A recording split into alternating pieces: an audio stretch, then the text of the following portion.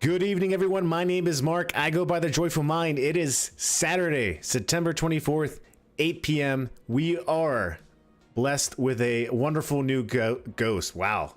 Oh, wow. All right, I give up. I'm already Coach Adam. Oh, I get it. I see the connection. You see it? Good. Yep. Well, we'll leave that one for the bloopers. We'll just cut this out. We're not live, right? Coach Adam Antor, how's it going, sir? How are you? I'm good. How are you all? Doing good. Thank you. Thank you for being here. Peter Eugen, how are you doing? Doing well. Getting over a cold still, so you might see me pop a cough drop here and there, but overall, good. I'm doing well. I played with Data today, which always puts me in a good mood. I think, Eugen, we need to create some type of tool to basically hit a button whenever he mentions math or data visualization, anything like that. Just Data could answer. Anyways. Yeah, thank you. Sorry, I'm supposed to be the nice person guest trying to impress. I apologize. No. Good. You fit in well. This will go well. I was just gonna say you just won your return to the show. So great. Okay. Well, hey, we wanted to have you on for a lot of reasons, right? I mean, you know a little bit about us. We've kind of talked now for maybe 4 months over the summer when Coach Paul's introduced us. And we all have shared backgrounds when it comes to our faith origin stories, like we're comic books or something like that. But we're also gamers. And, when we kind of started this show, we wanted to get together because we were gamers. And this show really is about how, gaming can relate to the common good that we're supposed to be living out as followers of Christ, right? So we wanted to talk about, where you're at with that. But really, we wanted to talk about, esports. What's esports like nowadays? What's it like to be a coach of the team? What type of games do you compete in? What are the virtues, the pitfalls, the challenges? We wanted to really hear all about your story in regards to that too, and just kind of give the lowdown to our audience. So why don't you tell us a little bit about your background and maybe how you got into becoming a coach down in University of Southern Florida, right?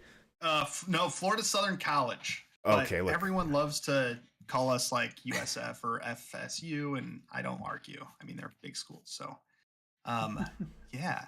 Gosh, I don't even know how to start. Since this is a talk show about faith, I grew up Catholic. My dad's a deacon. I've been very involved in the Catholic Church, going to Easter Vigil every year. I know, all that fun stuff. Went to Catholic school through 12th grade. So, very familiar with the Catholic faith. And it led me to working at a couple high schools, Catholic high schools outside of, or after college. And one of those is where I started a high school esports team back in 2018. I saw a kid wearing an esports jersey, and I still game with my high school buddies. I wanted to figure out a way to create those same opportunities for the high schoolers that I was serving. I was a marketing director there. And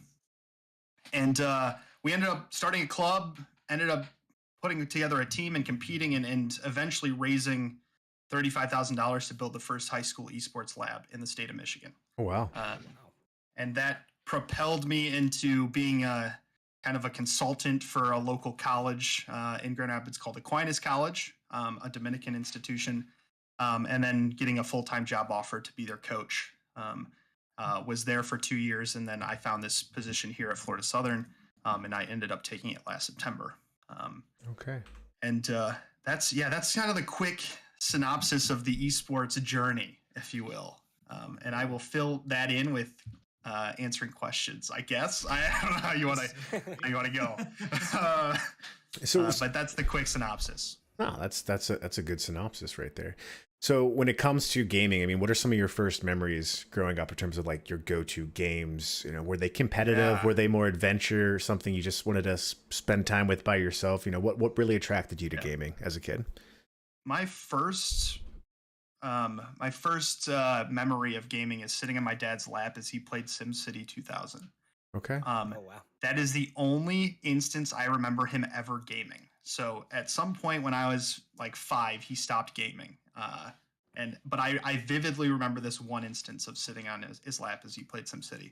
And then after that, I got a Game Boy Color and learned how to read by playing Pokemon, or at least playing Pokemon encouraged me to learn how to read. And then it just kind of grew from there. A lot of it was a community building experience with neighbors. Like we would gather at a neighbor's house in the cul-de-sac and play on whatever station or like PlayStation or Nintendo that they had. But it was never competitive for me. Like I never competed. I was never a pro player. I never owned a pro team or worked in a pro team. I was very much a filthy casual. The way to play. Yeah, and now I've turned into like I think I'm competitive, but I'm really absolutely trash at every game I play. So, but that's why I coach. Right? Yeah. It's the similar thing to teaching. It's like those who can't teach or those who can't coach. So that's what I do. Well, yeah. There's some truth to that because there's definitely some things that I'm better at teaching than I am actually doing. Like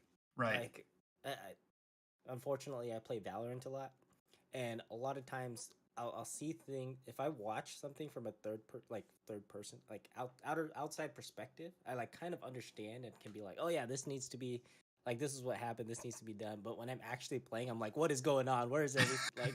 Like, why am I getting shot? What is? I even see it in like our top players.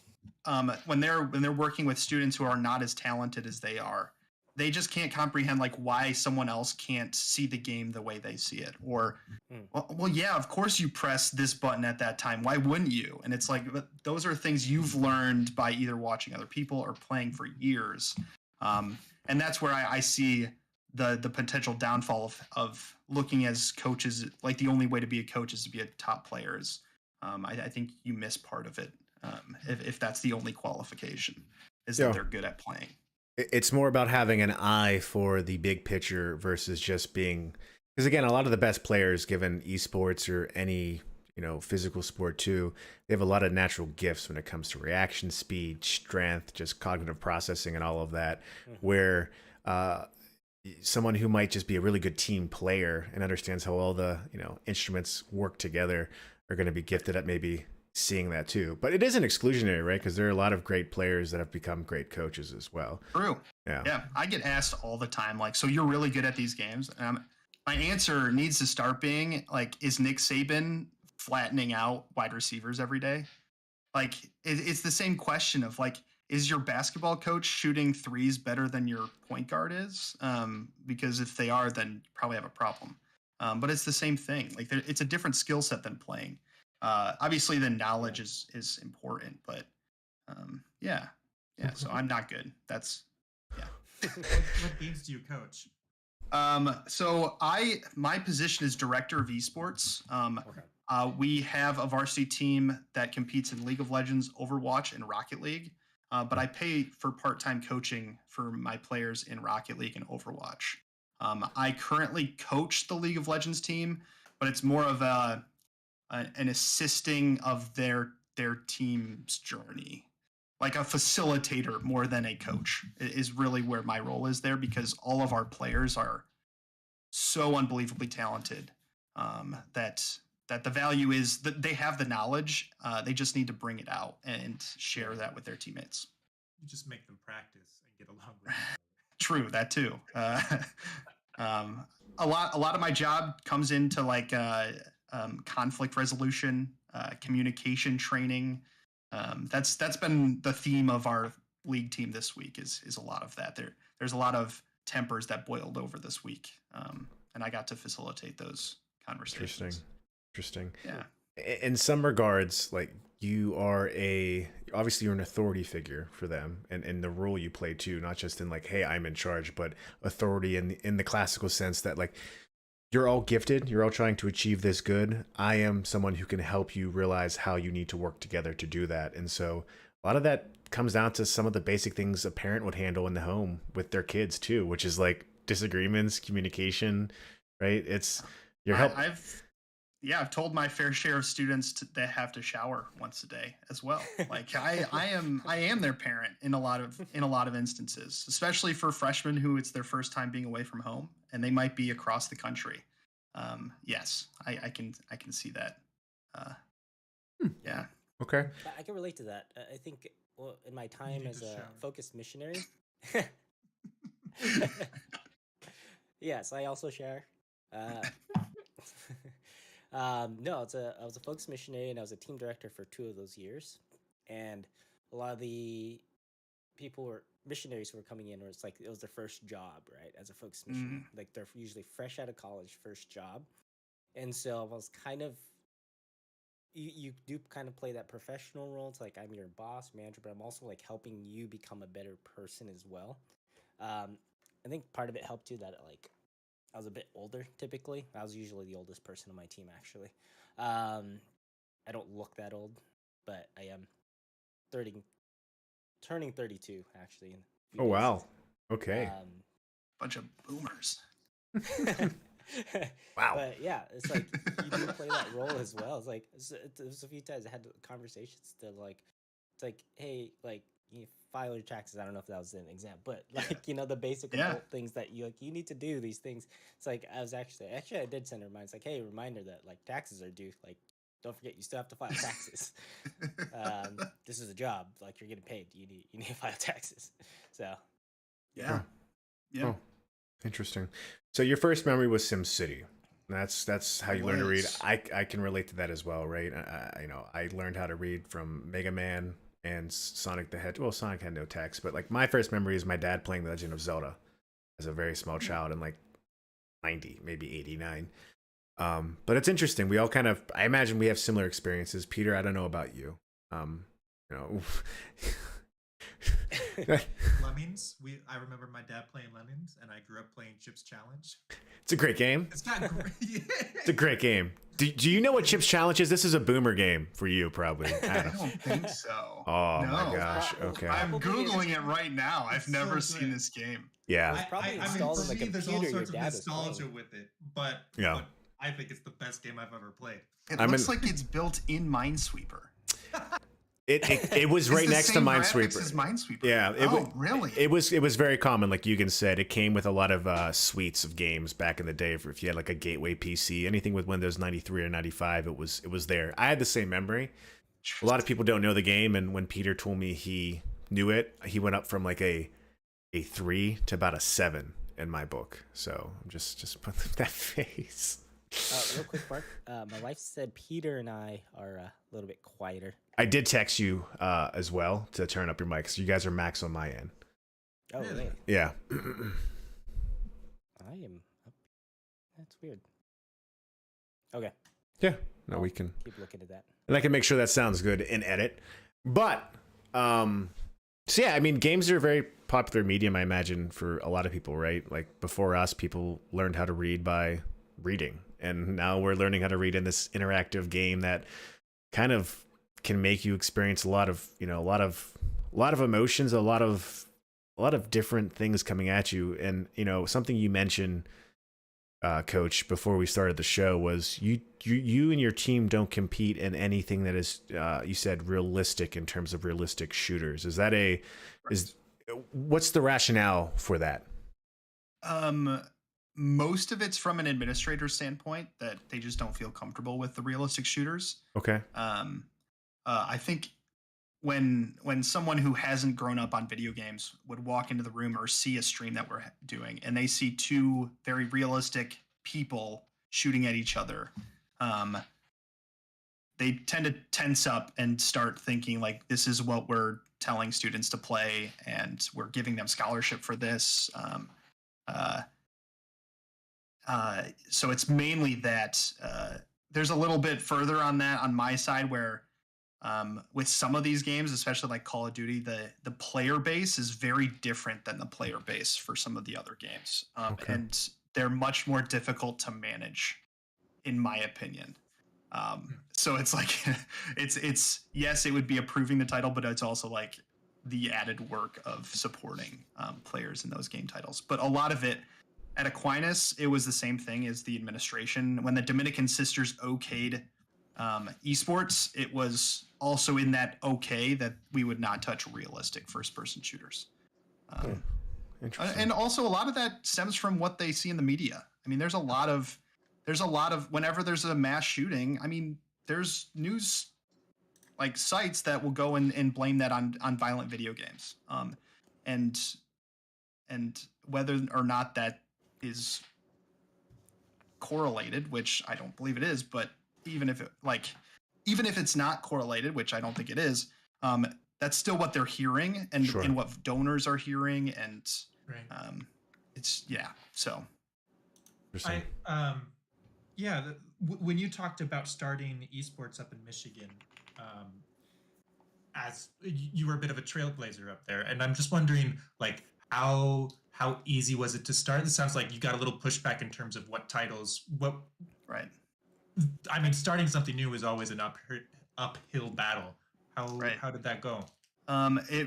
It more started at the high school level. I was a member of the administration team there, and I had a lot of trust from the vice principal at the time and the dean of students, who, when I walked in and say, hey, I want to start a gaming club, like, they're relatively young. They're like, yeah, that's fine. Go for it. It wasn't costing them money. It was going to be an after school activity. And they were all about giving students opportunities. So it really wasn't a big deal. I was volunteering and putting in a ton of time, but they were totally fine with me doing it. At the college level, I wasn't really involved in the initial like pitch part of it. I was just answering basic questions. The pitch part of it, or the want to add esports at Aquinas, was a recruitment driver. Aquinas is down in enrollment like a lot of Midwest schools, and they were looking for different things, different ways to bring more students in. Sure. And adding an esports team was a very relatively small investment for 30 additional students, because we're not giving full rides. We're giving $5,000 scholarships, maybe a little bit more. So they're still paying something to come, and it's a revenue driver. And that's where like 90% of the college programs, that's the reason they're here, is from a recruitment standpoint. Yeah, that's interesting because I mean, Gotcha. you kind of hit on the head there. A lot of small universities are trying to figure out how to be sustainable in the higher education climate right now. And like my local university invested massively in extremely fancy dorms that were giant expenses that they've never been able to fail. And now they're consolidating campuses across different state schools because they're failing. There is an upstart desire to start an esports team, but they can't get any money for it. So I wonder if your argument is something that the administrators could use to kind of prove the point. I can show you the numbers. I turned a profit for the school year one. Like, it was the relative investment is so low compared to anything else a school has to do to pull in students. Like, yeah, you can go build a $40 million new science building like Aquinas did, or you can spend $100K to build an arena and have 30 new students who bring in about $4 million in tuition revenue every year. It's almost a no-brainer. Yeah. If a school needs students, like I can pull you the numbers, like how much we spent and how much I made, which was not much. it truly was almost a no-brainer from a revenue generation standpoint. Well, So, I want to park that conversation, but we'll have to connect because I think if there's a way yeah, you could anonymize the data and yeah, for sure. because I know people that would benefit from it, especially in my state system right now. They're struggling in a lot of ways. But to kind of continue, that's a good point to bring up about what you see in the news about the dangers that people perceive about video games.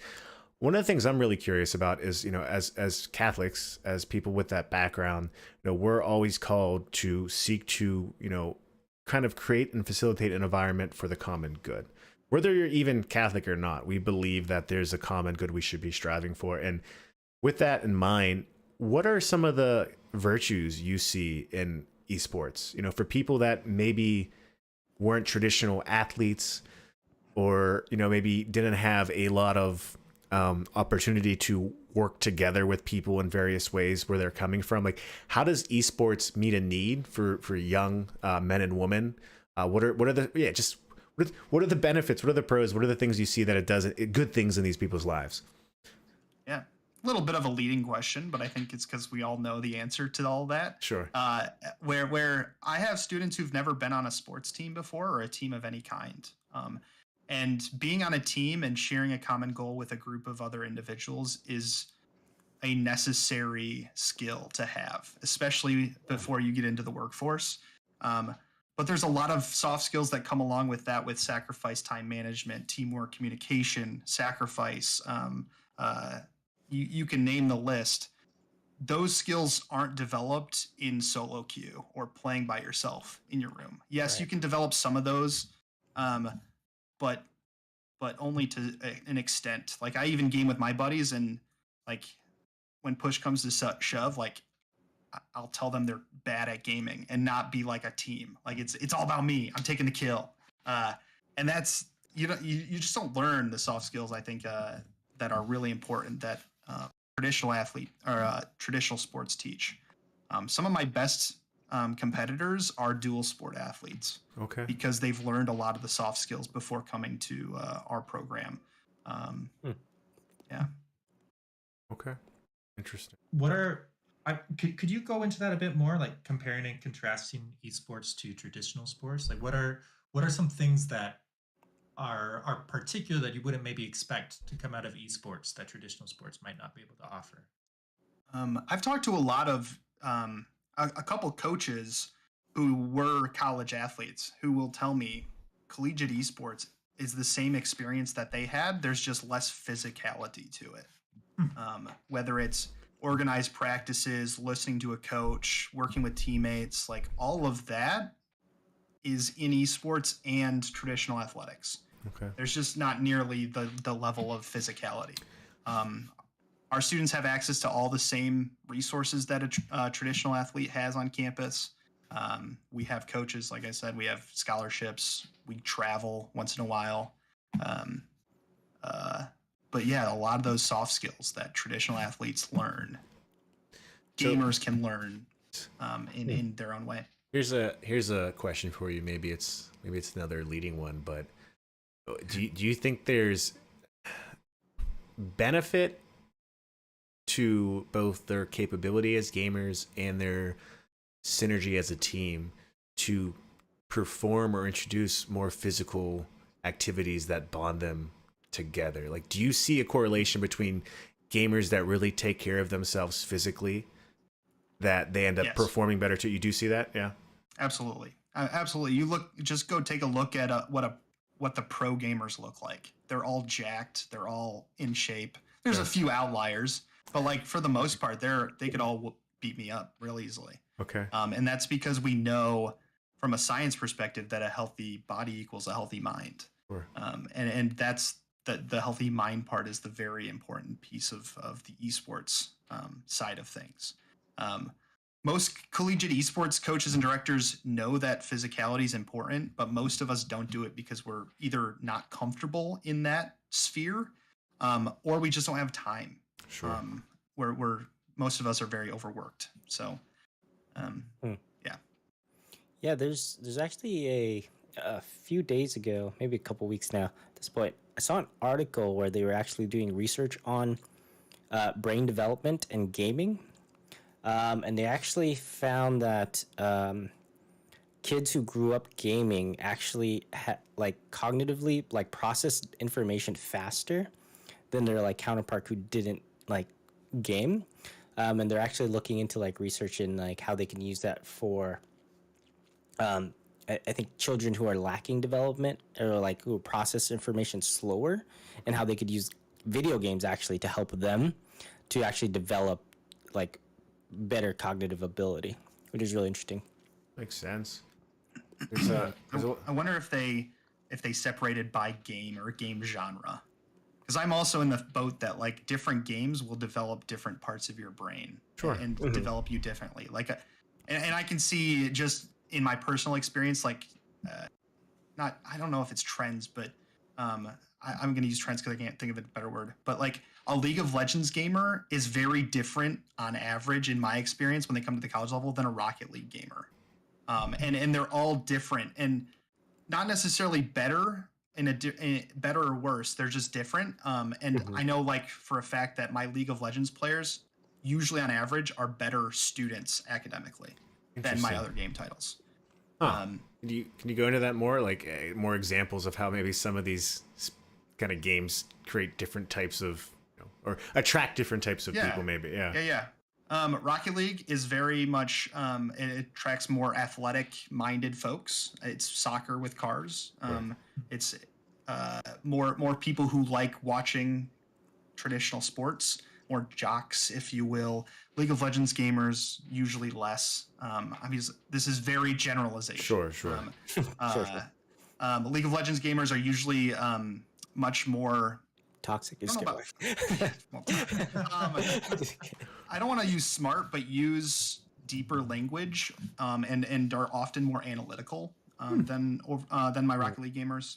And then if you look at some of the first-person shooters like Call of Duty and Halo, like they're just more, I don't know, maybe not toxic, but they're just more. They get more amped up. More assertive. Yeah. And a lot of that also is reflective at live events. If you go to a live tournament, like some of they're very reflective. And Super Smash Brothers, a lot of players in Super Smash are not very social or lack a lot of social awareness. And you see that in the live events. And it's fascinating. Yeah. There's a part of me that's wondering, like, okay, how do you, because these are all different strengths that each person has, right? And is there a way to, again, if you had the time and the support, I'm sure, and the luxury to do something like this, but do you think there would be value to say, hey, I'm going to take my Super Smash player and I'm going to commit them to playing a game that I don't even want them to get, great at to compete on, but just to build skills that I see them maybe lacking in a certain area that could eventually make them a more interesting and unique and dynamic Smash Brothers player? Like, do you see the value to experiment with that? Yeah. Like a league player playing more Rocket League, or vice versa. By the time you get to like the college level and the college schedule with classes and the competitive side, I don't know if it's realistic, but like in the high school space, it would be great, I think, if players were encouraged to play multiple game titles. I don't know how that would affect their development, but maybe you're onto something in that. Okay. Do you think, like, do the teams generally stick to their own teams? Like the Rocket League players kind of just stick to them. They don't have like a interaction between other teams. Some we'll have a couple players who spend a lot of time in our practice room, and those students, regardless of game title, see each other enough and start interacting. But each game title has a different practice and match schedule. So there's some teams that don't even see each other unless if they're casually playing in the practice room, except for like our orientation, and then if we do like some watch party or pizza party or something, where they all kind of get together. But outside of that, like there are instances that they don't meet each other even within our program. Now, I'm also curious, continuing the whole traditional versus esports kind of conversation. Before a big game, depending on the sport, you'll have a team maybe carb up or eat a lot of food the night before or something like that. Is there any traditions like that you found out with your teams as they, does it differ across the game? Is it similar across the game? Not yet. Okay. There's nothing yet. Maybe there is at one point. I think maybe if I get to build out my department a little bit more, maybe at some point like a coach would be more on top of like, all right, let's have team dinner the night before and then go to bed early, like, Sure. and then get up early. Like those are the three things that I would love to see happen. I just can't manage that currently, because that's really the problem, is like students staying up too late and then sleeping in too late. Those are like two of my biggest headaches. That I know students should fix. Yeah. Right. That's I can see the that. that's the college problem already, and now you have Yes. college kids who are also gamers, which is like, I mean, I think we could probably all relate to a late night on, Yeah. Peter's shaking his last head. night. Yeah. And I am curious because, again, like keeping along with the importance of the mind, and this is something I know with myself. My mind will function better throughout the day, early in the morning, if I kind of fast, if I abstain from like eating the day of doing that activity, just like because my body gets real tired as my body tries to break down food. So I'm like wondering if there's like a fasting only, then G Fuel right before the match kind of mentality, or just straight espresso. Not currently. Yeah. Not currently. You also don't want to be jittery. So like Sure. the idea of Yeah. like taking a shot of espresso probably isn't the best, but maybe like a cup of coffee an hour before could be beneficial.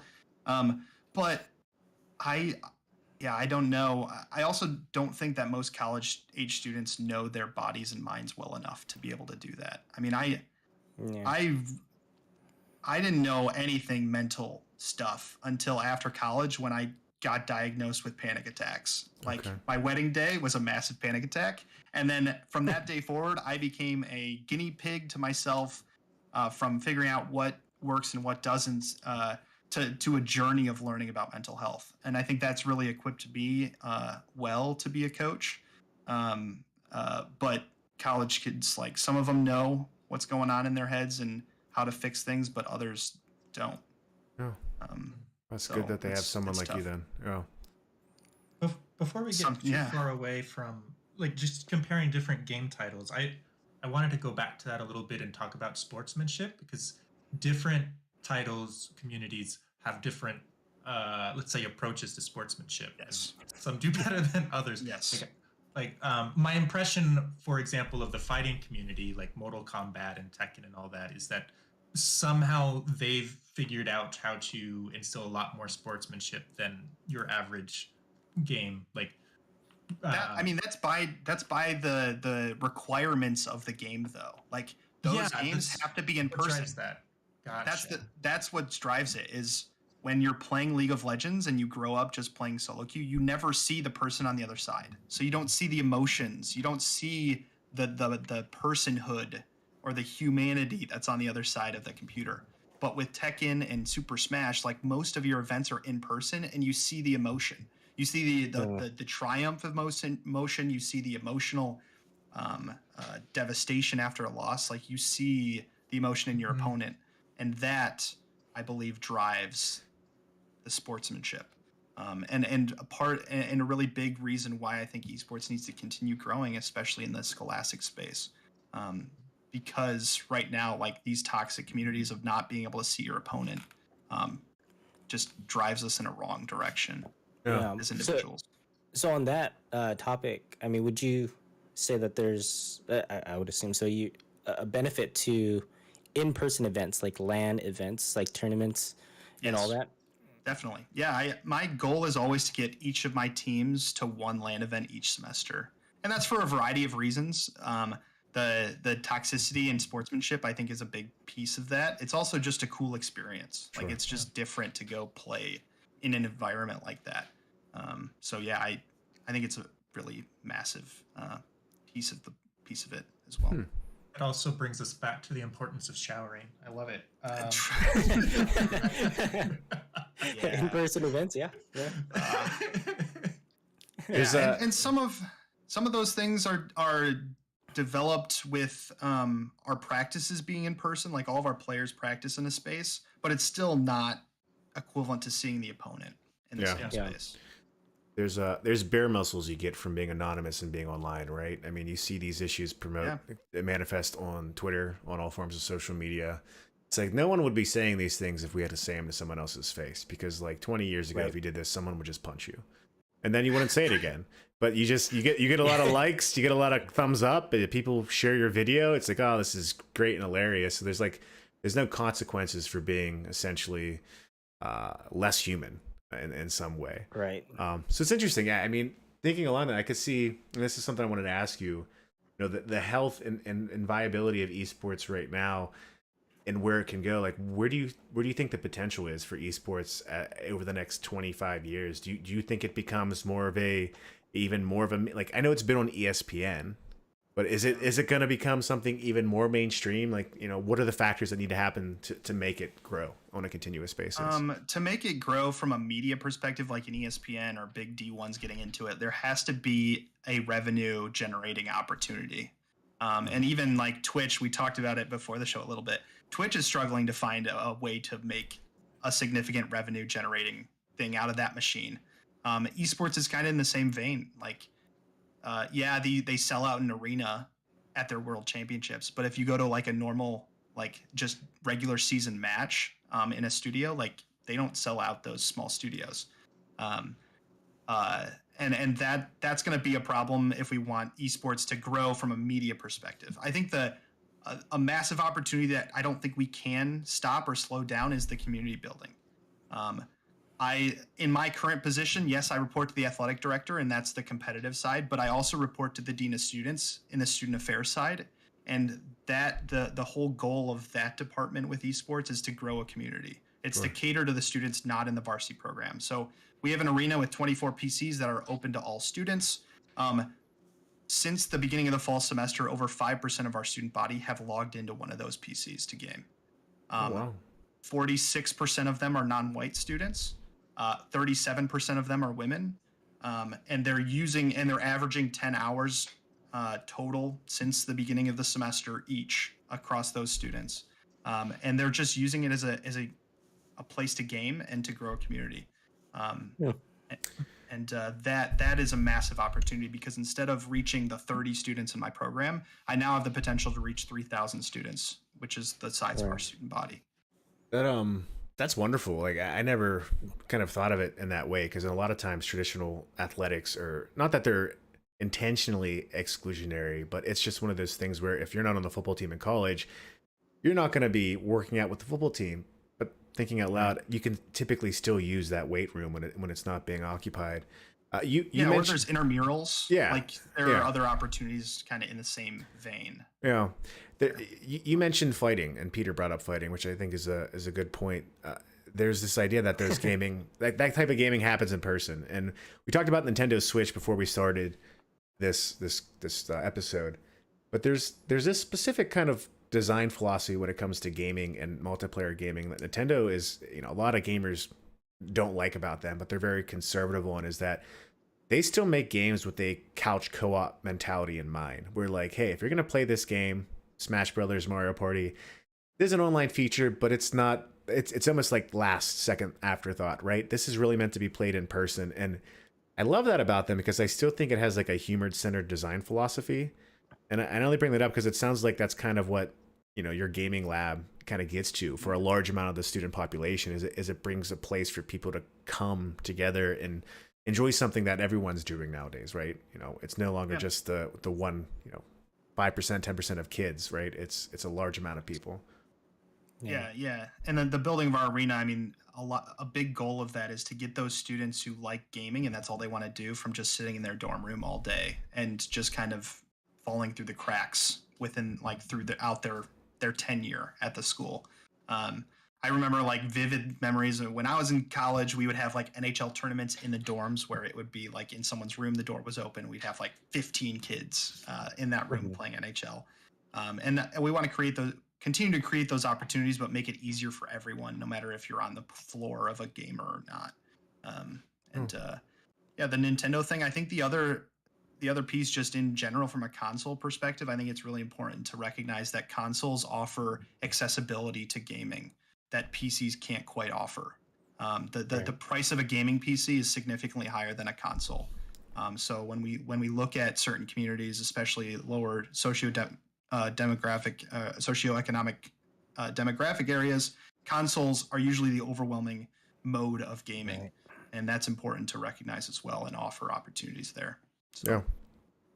I think that's why keeping that up. That's why I think Nintendo's typically right with a lot of their decisions with how they bring stuff to the market. You know, they didn't price their product because they just wanted to give you a cheap product. They knew that if they gave you a system that anyone would be able to afford and you'd feel comfortable with giving to a kid, that again, it's going to do better. And I compared to like a PS5 or a brand new Xbox or a PC, you could spend $250 and get a Nintendo Switch that plays mostly every single game of the last 10 years. And there's value to that, right? It's not an exclusionary approach. It helps the community grow. So it also has like a family orientation around it too, because like I remember when my brother bought a Wii, that was the first time my parents got into like playing video games. Yeah, like because they could pick up the Wiimote and play. Mm-hmm. There's actually a Filipino comedian who jokes about his mom becoming a sweat in like Wii Sports. 100% true with my mom. Like I came home, I was in college by the time they got the Wii, and I came home, and we're sitting there in the living room. Mom's like, "Oh, do you want to play like Wii bowling or something?" I was like, "She's like, I'd play with your dad, but he's no competition." And I was like, "My mom's trash talking now." Oh, dang! But it was like awesome. it was like the first time they actually like picked up video games. It was like an actual like, and I think that's true for a lot of families as well who got the Wii. It carries over a little bit with the Nintendo Switch as well, right? Because it has the what are they called, the Joy-Cons that you can use like a Wiimote as well for some games. But yeah, like you said, accessibility makes it accessible for families. It is bringing people together in that regard as well, which I think is important for video games. And tying it back, let's tie it back to the Catholic faith. I right now, in my experience with the Catholic faith recently, is one of the greatest opportunities has been community building. Oh. And it's part of the reason I haven't found my way back into the Catholic Church in the last couple of years, is because I lacked this community. And it's almost been a joke that until you have kids, like it's really difficult to have a community at your church, because once you have a kid, you're in the Catholic school, like then you find everybody. But before that time, it's just such a lonely experience, and one I've struggled with. Yeah. So to that point, I mean, I know we've talked a little bit about this, and feel free to go into whatever detail you want. But I mean, have you found that community now? It sounds. Are you involved with maybe like a young adult group, or where are you out in your journey? Yeah. My wife growing up had a lot of opportunity to go to Catholic church or Catholic mass, as well as non-denominational churches. And moving to Florida, we kind of had an opportunity to look to what we wanted to do. And we found ourselves in a non-denominational church. I was invited by my boss to go. And the welcomeness was something I had never experienced in the Catholic Church. If we want to go really personal, it doesn't feel the same, like from an internal perspective. It doesn't feel fulfilling. But the community has been amazing. And they have these groups at our church that like each semester they'll do a group. And I found a D&D group over the summer. Nice. And there's 6 guys that do a D&D group. We met every week for fellowship. And we actually continued that group into the fall. And then I also joined a fantasy football group this fall. Nice. And that one's with my boss. And that's like 8 guys who meet up once a month to watch football, and we have a league. And those, even I just don't think they're as much work as maybe they should be when it comes to like opportunities with a Catholic church. And maybe it's just been the churches I've been to. Yeah. But yeah. That's my passion projects. You are always invited to Catholic game night. We have that every week. And we play. Do I have to come up to where you're at to join that? No. I do everything online. We play social direction games and yell at who's murdering who. It's a lot of fun. I've been playing Blood on the Clock Tower. Have you played that? That's what exactly. We're playing. That was the data that I was crunching before the show. Oh, it's so good. I play with a bunch of the pro Hearthstone casters from the UK, and we were playing like every day. Oh wow! But now it's like once a week. But yeah, I love that game. I'll message you offline. Send it to me. I would love to. Nice. Yeah, we play every week. Oh, that would be fun. But yeah, no, I That's think awesome. that's a really good, like as you were talking, I think a lot of people know, hopefully, that you are kind of the average of the 3 to 5 people that you spend time with the most, right? Mm, Um, yeah. Mhm. that's and so like who you choose to be close to is going to define who you are. And me as kind of a lone wolf introvert, that's uh, I remind myself to talk to people sometimes, and I hate it, but it's good. Yeah. But I wonder also, like on the flip side, as Catholics, thinking about like, am I the sort of person that somebody else will choose to be one of their 3 to 5? Mm, Do I open up those doors? Do I create those opportunities? Because everyone needs community. That's super yeah. important. Oh, I'm Yeah. not one of those people. I'm very bad. yeah. I'm very bad at like fostering my friendships. It's like they need like people are ones who reach out to me to stay connected because I'm just so bad at that. Oh, me too. I don't know. I don't know. The Um, whole community conversation too, I think, is there's a larger kind of socio-demographic factor there. I mean, too, like, and it's something I think the church is changing in a lot of ways as the American extension of the Catholic Church, right? I mean, for the most part, the Catholic Church has been in America for going on almost 140 years, maybe, give or take, as it's kind of come in, and the large population of migrants that have been Catholic that have come here. So, like, historically, the community question ended up being, well, my family's mostly Italian, and that community yeah. came from all the Italians living in the same town. Or if you were Irish, most of the Irish lived in the same town. Or if you were Polish, most of the Polish lived next to the Italians or the Irish, right? And that's Pittsburgh, for example. Pittsburgh is literally a town mostly of Italians and Irish and Polish. And so as it kind of integrates with the American culture, I think there's two things typically happen. You see factors of learning and kind of dialogue that are kind of evolving the Catholic Church, and even where we're at now, my church is trying to get more into small groups and community groups for young adults, and I think it's needed. But I do think, and that was for me something you mentioned, the internal thing. Like growing up with my experiences in life, the Catholic Church was always there. My uncle would drag me to it when I didn't want to go as a kid. I grew up Catholic too, and there was just throughout my life, even as an adult, when there were moments I'm like, okay, like I was going to church, but when I really needed, like something went wrong or there was crisis in my life, just by default, I was at mass, just being there, and I didn't know what it was. I didn't know, like I couldn't, and I can put it in the words in so many different ways, but like it's still to this day, like you'll find me, you know, I'm all right, everything's okay, and then I'm at mass, and like you'll just see me like with my head down, tears in my eyes, because it's just like there's something to that. And I think what you're calling out is a big gap in the Mhm. Catholic Church for sure.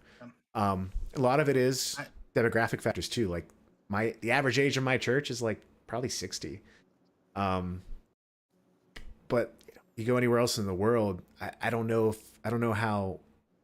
I wonder how unique our experience is. And this is speaking from someone going to mm, the like is it unique to the American culture where I mean the rest of the world isn't like this. They're still, typically ethnically, um, you know, going one way in each country or where you're at too. So like, I wonder how community kind of depended upon those already existing uh, commonalities versus where America is such a hodgepodge of different people where it's you got to come up with these different approaches, if that makes sense. I had a similar experience with whenever crisis kind of occurred. It was a lot easier when I worked at a Catholic high school because we had an adoration chapel all the time. And whenever I needed a moment to think, that's where I ended Mm. up. Yeah. And when I left the high school and went to the college, I was on the other side of campus as the chapel. Um, I wasn't around students who were. I wasn't forced to go to mass every week. Like we had all school masses every Friday. Like you were almost forced to kind of continue sowing and growing. And when it's not almost forced or heavily encouraged, it's it's like working out. Like spirituality, in my experience, and religion is working out. And if you Mhm. don't work out, your muscles disappear. Uh, Right. and, um, and I've definitely been in a very long period of not working out. Yeah. And it's hard to get back into the gym. Absolutely. Yeah, I definitely relate to that. Like, that was a hard transition for me, like leaving focus, because prayer was so built into my schedule, like regimented, like, and it was in there all the time, adoration every day. Like, I had that opportunity because as a missionary, that's like my job is to pray. And so after I left, like, that was a rough transition, probably still recovering to this day of not having that opportunity. And yeah, like, you're right. It's definitely like like working out. Like, if you get out of the habit, it's so hard to get back in. But it's also, I guess, on the other side of that too, is like when you do get back into it and you start doing it regularly, like, you feel so much better, right? Yeah. Like when you get back, you're like, oh yeah, I can, like, run however long again. It's like so satisfying. But yeah, I think going back to like the community side of that too, I think as somebody who's done ministry, I think you touched on a very key thing. It's that there's that gap that I feel like we target a lot of, like, high school. There's always programs. There's like so many different things for high school kids. College is a growing thing. There's a lot of like Newman centers and also like Focus. There's a few others. I think it's called St. Paul's, but there's like a bunch of ministries for like college students. And then there's that gap. It's like, oh, I'm out of college, but I don't have a family yet. Like, where's my community? And there's usually no And program if there is there. something, like Grand Rapids was building something, it's like the young adults group, and it was like, let's go meet at a craft brewery once a month. Yeah. And maybe we'll talk about one thing, but like, not everybody wants that. I don't want to go out and do that. Like, I don't want to go awkwardly talk to people I've never met before.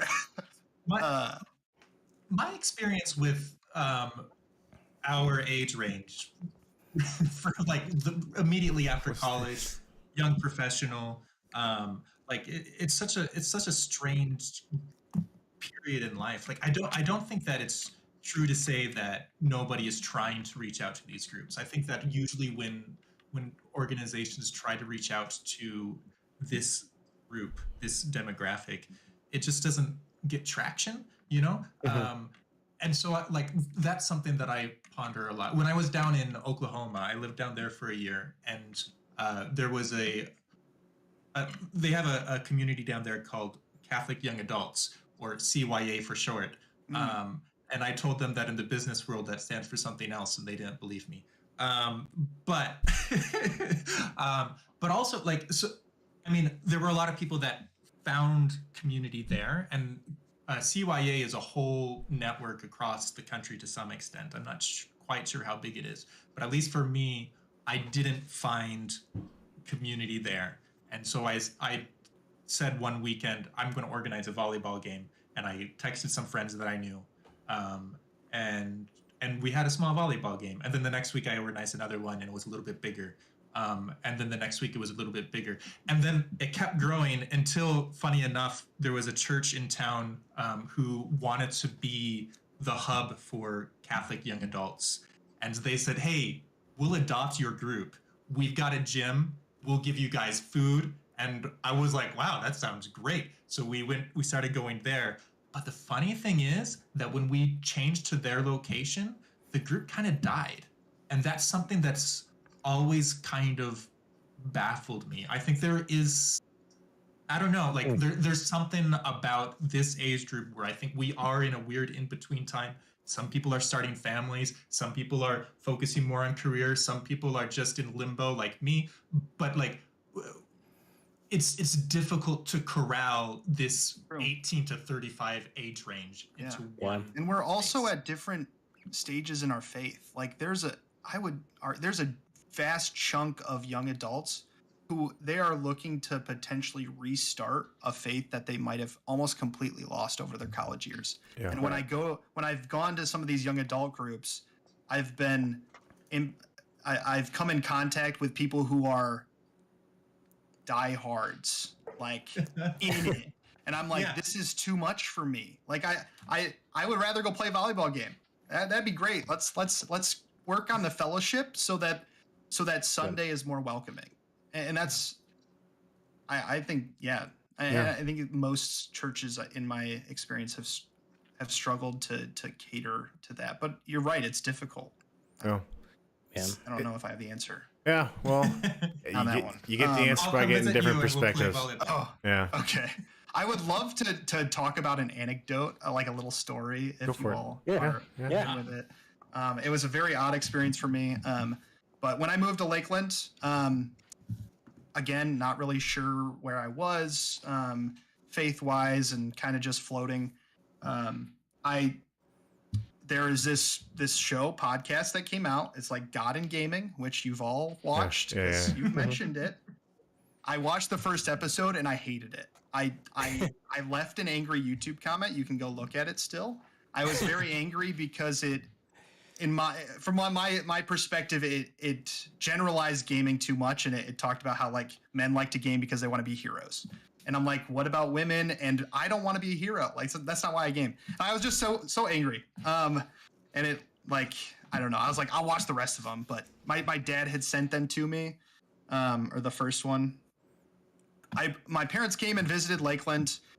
I begrudgingly followed them to mass on Sunday. And lo and behold, I looked up, and the guy who does the God in Gaming, Father Brett, was the priest in my town at that. And I had no idea he was from Florida. I had no idea. And I just had to laugh. And because it was one of those like God moments that you like begrudgingly are like, yeah, I see it. Okay, thanks. Like I see it. You're in front of me. God has an interesting sense of humor. I have not, my mom introduced me to him, like, because my mom's just super social.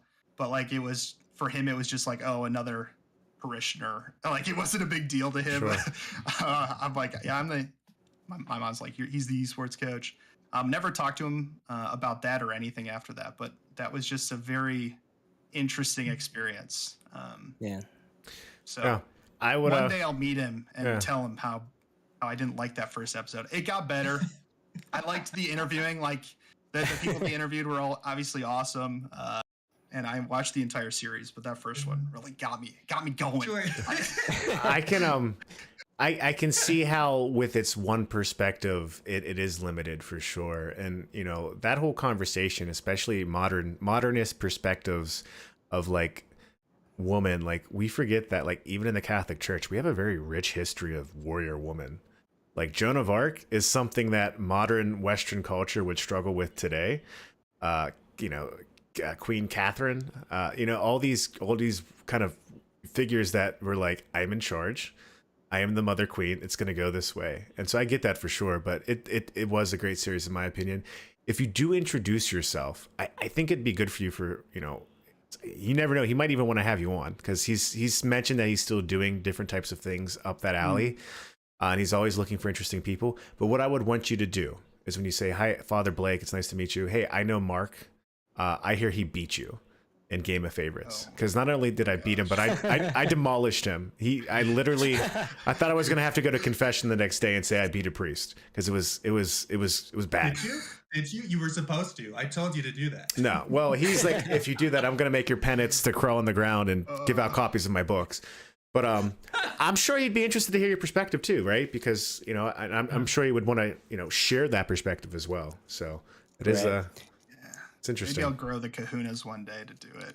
I don't know. Yeah, I might even go with the intro. It's like, your first episode, there was somebody left a really bad comment. That was me. Oh, yeah. I don't want to draw attention to myself. I was so excited that there was a Catholic-centric series about gaming. Yeah. Oh, yeah. And I feel like probably nothing could have met the expectation and hope that I had in it. So yeah. I'm sure whatever the topic was, it probably would have failed in my eyes, but I was just like like left, I don't know, left wanting more, I guess. And I would say the interviews with the game designers like Paul and all that, I loved it because like you know this a little those bit. Were really good. That one was real. I really liked that one. That was cool because it was like he talking about inserting Catholic values without being like. Still being on the team. Yeah. It was just like he was explaining how how work can be performed as a Catholic, or like the view he has, and that was really cool. I really liked that. Yeah, it's how that was an episode that I look back on often because I own a small game company. Yeah. I am the only practicing Catholic, only Christian on the team, and it's one of those things where it's like I don't want to come in and be like, hey, bow down and submit to the Pope. That's not my approach. But I also don't want to put something out there that could lead people down a path that I would regret, right? And it's hard to do that when you're coming all from very diverse perspectives. I always point to the Greeks. The Greeks are great, philosophical grounds that everyone could agree to. Like, hey, Aristotle said this. Like talking about ritual and religion, all that. Aristotle, I think it was Aristotle, said, "You are what you do." Basically habitually. Like we're habitual creatures. So like, there's always good anecdotes to pull from to make an argument from that end too. But it's Paul's someone I've actually, first off, incredibly nice. If you ever have any questions, I would just I followed him one day and then he I don't even know how we started talking, but he DM'd me and we've DM'd multiple times over a ton of different things, just like conversations. He's prayed for me and it's just like, I just watched a YouTube video, dude. Like, all right, I guess, sure. But that show has been very helpful for me too, as I understand just what gaming can be for people as well. And it's awesome. I am curious, and Eugen, you had a follow up to that, or? No, I was just gonna say real quick, I think gaming is one of those things that has had that negative connotation, and I think that's where struggles in the Catholic sphere as well. Like you had mentioned earlier, it's it's gotten the negative publicity in the media, which I also agree is unwarranted. Or there's no correlation, but I think that is something that's been misunderstood. I think a lot of times, even in my experience with a lot of Catholic circles, gaming has come off as that kind of I don't even know how to explain, a nerdy, it's not men. If you're a guy and you're playing a video game, it's you're not being a man almost. That happens a lot, I think, in a lot of spheres. But I would argue it's the same thing with any hobby that you could. The whole idea is if you isolate yourself, right? If you cave in on yourself, video gaming is all you do, that's a problem, right? The same thing with sports. Those people who are die hard sports, and they eat, breathe, sleep sports, even though they don't play professionally at all, but they're diehard, support of their team. They dive into that. That's also you're isolating yourself. You're caving in yourself, and that's also not really being true to your identity as a human being, as a person, as a man. So yeah, I was just gonna say that real quick. I agree with that greatly. I will say, for the most part, I do think there is historically, and this is kind of modern, so maybe not as good. There's something historically built into being a football fan or a baseball fan where you typically still would enjoy those in a community in person. Sure, you might watch your game at home on Sunday, but you could bond at the water cooler. It still was something that led to that. And I do think, Antor, to what you were mentioning earlier, what your gaming lab's trying to avoid is I was a grad assistant in college for Res Life. So I had 14 RAs under me. I had multiple buildings. There are those kids that they're not going to get too far bad, but they just don't do anything and they get stuck in their room. And I think video gaming is more conducive to that than I'm really into basketball, right? But that's not just exclusive to gaming though, too. That's exclusive to a lot of things, right? And so it is important to think about in anything we do how the human's at the center of design. But I agree, if you play gaming, you're nothing but what's K-Max call me all the time with those thumbnails on YouTube? Eugen? I don't remember. I think it was Clickbait? Soy Boy or something like that. Oh, Soy Boy. Yeah, I said Soy Boy. Yeah.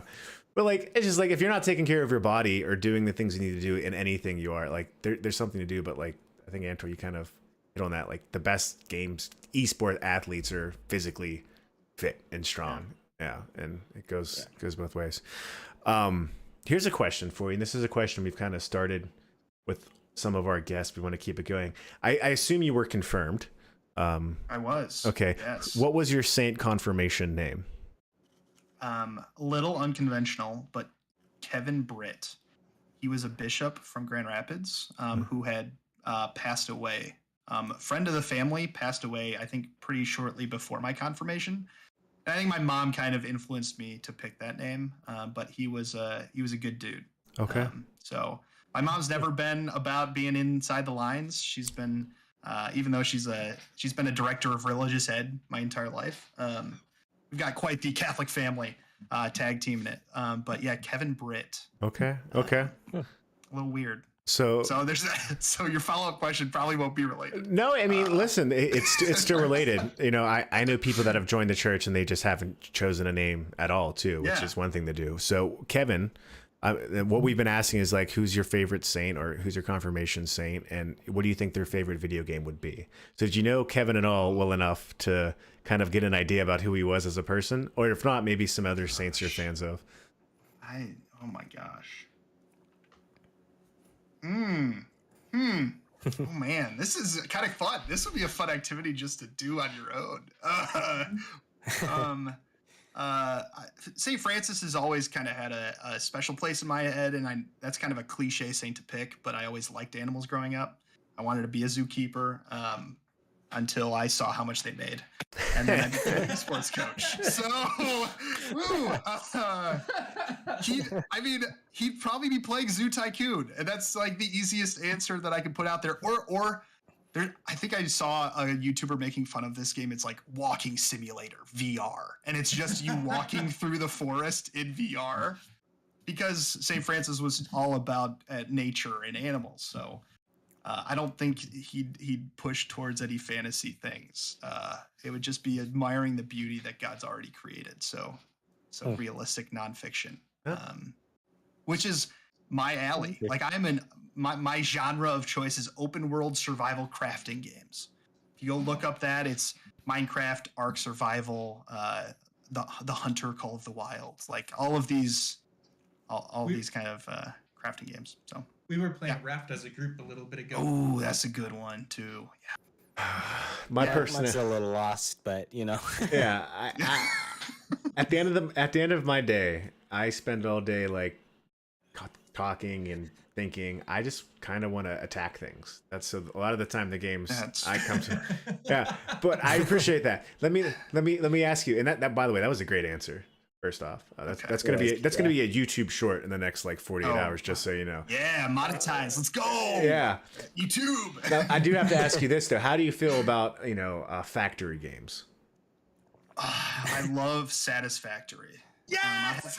I have not played Factorio. If this is like an internal argument, I have not played Factorio yet, but I love Satisfactory. And mine's the opposite from you. You say you finish work and you just want to slash stuff. Like when I finish work, I just want a game that I can organize things and relax. Yeah. So Satisfactory, like I can calculate how many things can come in at one time and like the exact amount I need and can create. I love that stuff. See? Love it. Which I think it's a reflection of the type of work we do though, right? Because like my work all day, I am planning, I'm looking at schedules, I'm looking at deadlines and timelines, I am analyzing things, I'm making I'm coordinating things. And when I get off work, I don't want anything to do with that. So I want to do the exact opposite of that. Yeah. And that's a good thought. I mean, I have new things pop up every day. I have a very unstructured schedule. So that makes so much sense. Yeah. Wow. It's I didn't know I was getting a therapy session. But Mark loves to pick on me because I love factory games. It's like my go-to. I was super excited about update 6. I've been doing a playthrough. Yeah. Me and my friends did the pre-patch of 6, like experimental version. Yeah. That's where I started. So I'm on the final tier. Nice. Take that. I love it. Take that. Hey, I think it makes sense. Listen, I admit that it's a good game. I can't play it. I don't have the when I sit down to play a game, honestly, if it's not something like Fortnite, which I never thought I'd get into. Actually, I blame Coach Paul's on that.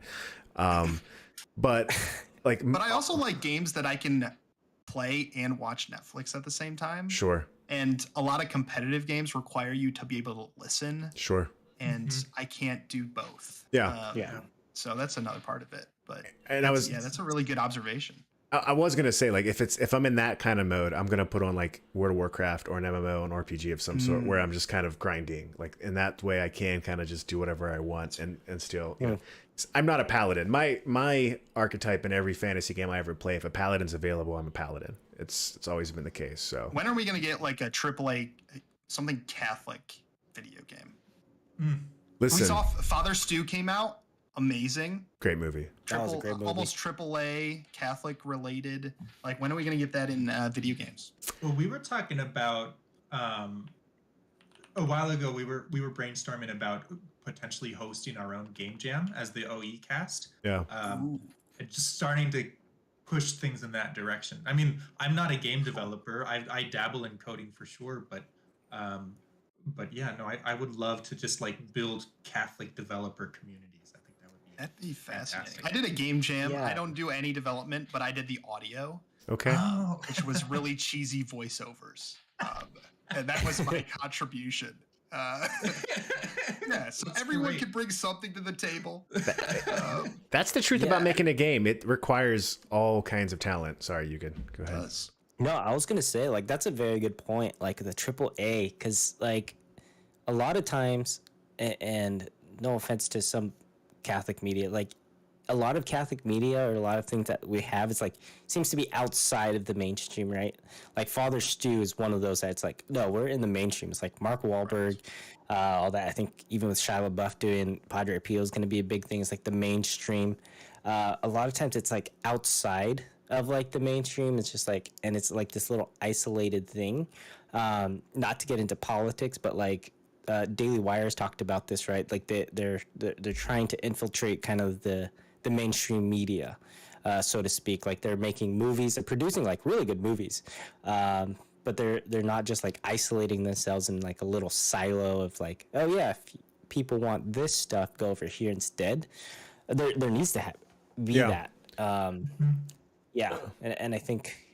Yeah, Yeah, I think like we those- don't need the equivalent of those cheesy Christian movies. no. Like, I don't want to cringe Exactly. the entire time I'm playing Yeah. a video game with Catholic themes. Yeah, But there's a which- massive Yeah. opportunity there to tell the story. I think to tell the story of what it means to be a true Catholic within a video game, I think could be really effective. I agree completely, and it's a dream of mine, right? Like I would love, this is my dream. If our next game at Devour Games is enough to where, and it's gotten good bit of press, but if it's enough where I could be like, all right, consulting, I'm gonna go listen to what Pope Francis said this week to Deloitte and follow his. I'm leaving that, that job that sucks you dry.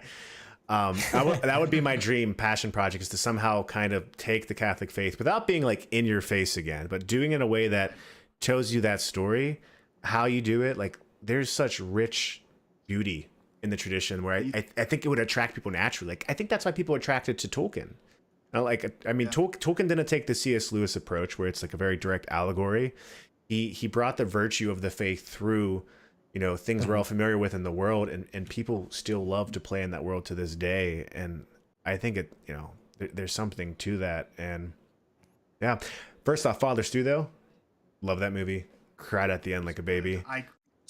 Yeah, like literally, and maybe you can relate. But when the credits roll and it has the interview with the real Father Stew, I mean, obviously the final scene was huge too. But like, oh my gosh, my wife and I, we bawled like babies. But I don't know if is he somebody you all knew about before? I No. didn't. I knew nothing. I didn't know if he, like, maybe you all had known about him before they made the movie, but no, that was so good. First I've heard of him, but one of my buddies who's a priest went to the same seminary that he did. Okay. Not at the same time. I found out later, but yeah, Yeah. that's the only thing I knew. he wasn't the guy he wanted to punch in the movie, right? Maybe you don't. Yeah. Maybe Yeah. that's why he didn't say that he knew Yeah, him, because it was him. He's I the don't know. villain in the movie.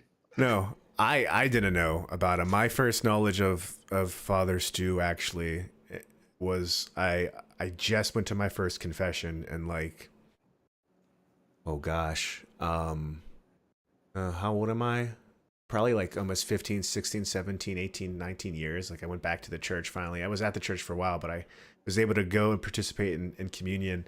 And for my first confession in almost like 20 years, my penance was to go participate in the healing that they were doing that day. They were blessing the sick and anointed. And like I deal with a disease we don't really know a lot about, but it leads me to deal with conditions where sometimes my limbs and stuff, like it's nervous system based. And so like I am not deteriorating like Father Stu, but there are days where I have extreme weakness in my limbs. And so when I came home from like first confession, such a relief, then participating in the Eucharist and getting anointed for the sick, and then I saw that trailer on my timeline, I was just like, it was just kind of like another God moment where like, all right, I feel like I'm going home, and then watching that movie, man, it just hit me hard for sure. But yeah, so I don't know, Peter, did you know about Father Stu at all? No, and it's still on my watch list. I'm writing it down right now. Watch Father Stu because I haven't gotten there yet. I'm sorry. Come on. What are the rules on sharing digital libraries? Because I own the movie. Because It's on Netflix. It's on it's Netflix, now. Yeah. Okay, great. Okay. Number 2 in movies as Ooh, of today. I just that's saw it awesome. again on Netflix. Really? Oh wow, nice. Big. Yeah, I'm excited for Padre Pio as Me well. too. Me too. That looks. I think we really are starting to get into media in a new way. Like, have you heard of Jen Fulwiler by any chance? Yes. She used to be an atheist, converted, did a Catholic show for a long time. And then recently she hung up the talk show hat because she wanted to do stand-up comedy. Stand-up, yeah. And now I don't think that us four are her target market. She mostly does jokes about like what it's like to be a suburban mom. Which, you know, like if I want to learn about that, then it's a great place to watch. And she does a fantastic job. Isn't tailored for me, but like it's just interesting to see like Bearded Blevins is another one that's like making waves in the media world. Like I think that we're starting to move in that direction more, and I'm really excited about it. You know, Yeah. I want to be a part of it. My Yeah. I think there's something natural to the way Catholics move, is that we go a little bit slower in all things. Like again, I made this analogy weeks ago, Peter, but like the Catholic Church is kind of like the Nintendo when it comes to Nintendo adopting certain technologies. Like if you look at the website for the Vatican, it looks like it was made on GeoCities, I'm sure, right? And like it's not that they don't want to be reaching people. It's almost like we're gonna hold off on that new thing until we could fully understand it and truly like make it Catholic. And like that's even like Word on Fire, for example, I think has such a strong, evangelical arm in the world of digital media. But when they're approaching it now, they're coming at it at a point where like, hey, digital media has been going on since like 2007, 8 hardcore. Here are all the problems with it. We're going to talk about that. It's almost like they didn't fall into those same early pitfalls that like, the freak out culture kind of, get mad at something on Twitter happened because they almost stood back and observed it. And I do wonder if that's naturally built into how hierarchical they are, where it's just like, hey, we should go do this. And, basically someone could be like, let's just wait. And you have to be obedient to your hierarchy, and like maybe Might be giving. Maybe you're giving. I think you're giving the Catholic Church a little bit too much credit, where it's purposefully thought to do that. I don't know if that's truly the case. I think it's more of having enough people who are interested in innovating. Yeah. In places, maybe it's in places of position or power within the organization, but. I would love to think it was them strategically thinking like let's hold off a little bit. Well, I just don't know if that's. I wouldn't say it's strategically thinking about the technology in question, but I think it relates to what you just said, where the conversation about people coming into power that want to do it. We know more about these technologies because we grew up with it. Yeah. With the hierarchical structure of a church, and one that really defers to obedience, no matter what the issue is, you're going to have that slower rate of change. And whether or not, we have the same problem in the higher ed, just in general too. Yeah, it's like low adoption. For sure, you're right. And again, there's potential benefits to it as well, where at least from some perspective, American culture tends to get really like today. I feel like we don't have a strong connection with our elders, and I think sometimes it has to do with how rebellious our culture is. And the Pope talks about this a lot, where like to live in harmony is to live in harmony with the people that have come before you, and like there is something natural to have that kind of aspect. But I digress. Now we're turning into a Catholic just chatting stream, kind of getting off topic. Yeah. I think this was a cool episode, Coach. I really appreciate you joining us. Hey, great thanks for meeting you. having me. It's great meeting all of you. Thanks for having me. But more of all, like, thanks for putting this together and doing this show. Yeah. Because I found it. I think Pause introduced me to this specific one, but I found other media by younger Catholics about gaming first, and everyone who's putting that type of stuff out there is beneficial for people like me and other people who might not feel the same connection to the faith. And you guys make it real. Like I mean, I can't talk about it for everyone, but there's not a lot of young adult men that I can relate to and see like, oh, they're Catholic and they're actually living their faith. Like, whoa. There's just not a lot of examples publicly out there. So I appreciate what you guys are doing. I appreciate that. Means a lot to us for sure. To that point, if you know anyone else that you think in the gaming space, in the esports space, players that you think we could reach out to, let us know. We're really trying to be a unique voice for gaming and the Catholic Church. On the internet in general, there's people doing things like this, but not a podcast specifically dedicated to this topic directly. And, I think it's needed for how big gaming is, and it's not going away. Ooh, sorry, I just had a thought. Something I wanted to bring up about the truly Catholic game. Are you familiar with Legend of Zelda? As I point to the... I am. Okay. Do you know that for the first, 3 games, Legend of Zelda, it was a very Catholic game? How so? So, I mean, in the original Nintendo game, he has a cross on his shield, right? So there's a lot of just generic Christian symbolism. But in the Japanese release for a Nintendo marketing material for Link to the Past on the Super Nintendo, you actually have Link kneeling before a crucifix. And so, there's always this. So when I say very Catholic, I mean, I don't mean Shigeru was motivated of his Catholic faith, but there's always, since the Jesuits went there long ago, there's this attraction in Japanese culture to a lot of Western traditions. And, there's a lot of discussion about, okay, there was all this very Catholic Christian imagery in the first few games. Like the Bible was actually what the book was in Japan. It wasn't the magic book in the West. So talking about the Triforce as well, the Triforce being a very critical aspect of holiness for the game. You had the crucifix, you had the Triforce.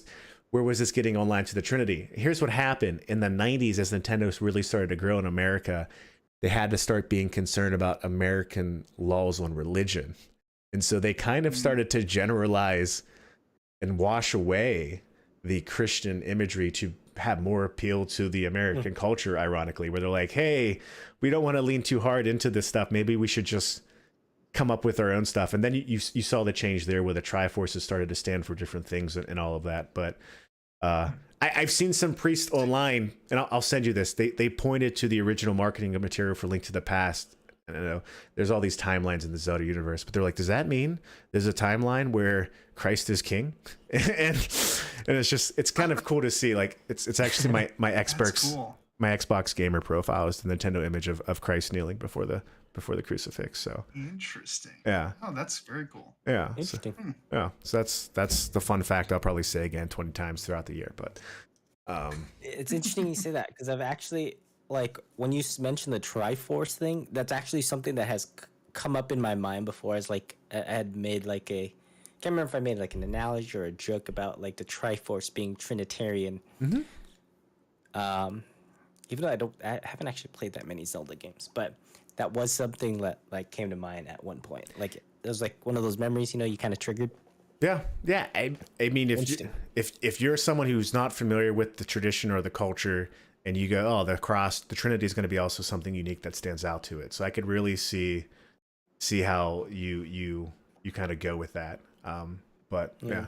Anyways, all right. Well, this was a great episode, Coach. Any last thoughts for us all as we continue on our journey to talk about gaming and God? No, thank you. I appreciate everything you guys are doing, and I'm excited to keep watching. Well, here's our question to you: is there anything we could do in terms of how we could pray for you throughout this year as you kind of go through some of the challenges ahead? I don't know if God answers more time, but that'd be maybe just maybe finding time, just slowing down, the ability to slow down and appreciate, and I mean, continue to pray for my faith journey as I try to figure out where I should be heading and what direction that should be in. Oh, absolutely. So you got I appreciate that. All right. Sounds good. Well, hopefully we'll see you around. Maybe Blood on the Clock Tower with P. Tony. That would be awesome. Seriously, I love that game. Let's do it. Fun. It is. So good. Peter's night's made. Yeah. All right, everyone. Well, Peter, sign us off. I'm going to put it on you on the spot. Chat, thanks for watching us, Gab. And Coach Antor, it's really good meeting you. I'm so glad that you are a fan of the Factory games and of the Clock Tower. Very good taste, clearly. We look forward to our next episode in about a month. Until then, God bless and